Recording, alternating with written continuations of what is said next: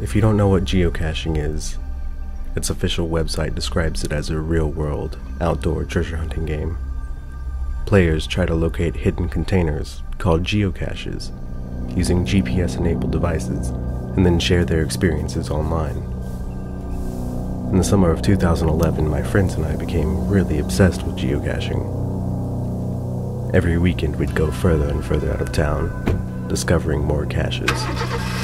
We found that it was typically better to geocache at night because it wasn't as hot outside and there was a smaller chance of being seen by normal people, or, as the site describes them, muggers.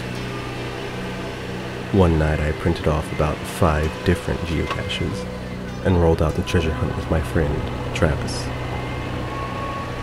The first cache was pretty simple. It was located on a pole near a well-lit street and the coordinates were pretty spot on. After we got back to the car, I looked at the route I mapped out and realized that we would be going deeper into the dangerous part of town. The next couple of caches were impossible for us. They were both supposed to be quick little park and grabs, or very simple caches.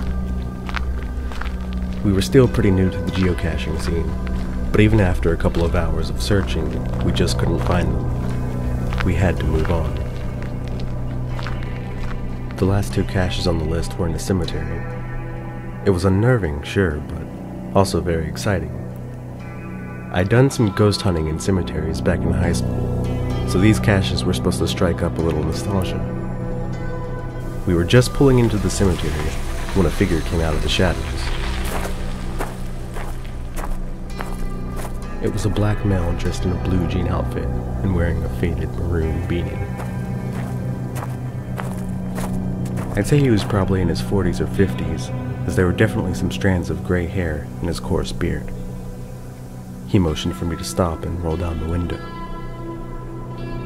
I just sat there, frozen in the driver's seat. When he continued towards my window, I seemed to snap back into reality. I began to roll further into the cemetery, while trying not to appear rude. I mean, what do you do in a situation like that? He didn't seem to understand that he was freaking us out, so I put my foot on the gas and circled the cemetery back to the entrance. Traffic was picking up. There was no way I would be able to pull out of the cemetery without wrecking. As I looked into my rearview mirror, I saw that this man was running at me. There has never been a more horrific and frustrating moment in my life than the moment I sat there waiting for cars to let me into the street as someone threatened me. Seeing that he was almost close enough to touch me, I asserted myself into traffic and drove home. To quote pop culture, I was a leaf on the wind. That's a pretty chilling story in itself, but it's what happened afterward that still haunts me to this day. Please understand, we were pretty big into geocaching. The next weekend I got the bright idea to go back and try again. Sure, I was freaked out, but I figured that the man was just walking by the cemetery on his way home or something, and probably wouldn't be there if I went again. Flawless logic. I collected the sheets of the same 2 caches and headed out with my other friend, Dan. You may be thinking I'm a horrible person putting my friend in jeopardy like that. I assure you, I told him what happened and he still volunteered to come. Things looked a lot different from our perspective at the time, but as I'm telling you this now, I can't believe how stupid the whole idea was. We arrived at the cemetery and parked next to another car in front of some building they have in the middle.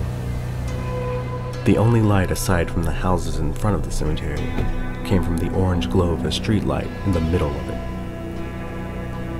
We combed the graveyard in search of the first cache and found nothing. I expected to run into whoever else was parked there. When I didn't, I figured they may have been inside the building. Defeated, we moved on to the next cache. There was something weird about this one. I remember thinking that the clue didn't make any sense. A lot of caches come with clues that you can decode if you're stumped on its whereabouts. Normally they're in the form of puzzles, But if this one was a puzzle, then none of the pieces seemed to fit. The coordinates were toward the very back of the cemetery.